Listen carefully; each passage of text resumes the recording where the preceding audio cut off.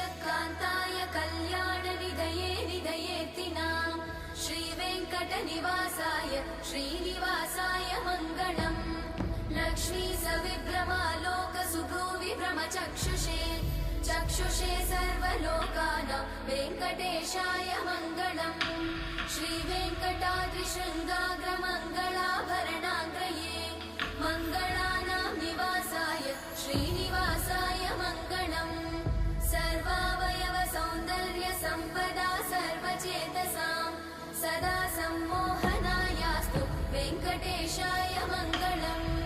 नित्याय निरवध्याय सत्यानन्दचिदात्मने सर्वान्तरात्मने श्रीमद् वेङ्कटेशाय मङ्गलम् स्वतः सर्वविदे सर्वशक्तये सर्वशेषिणे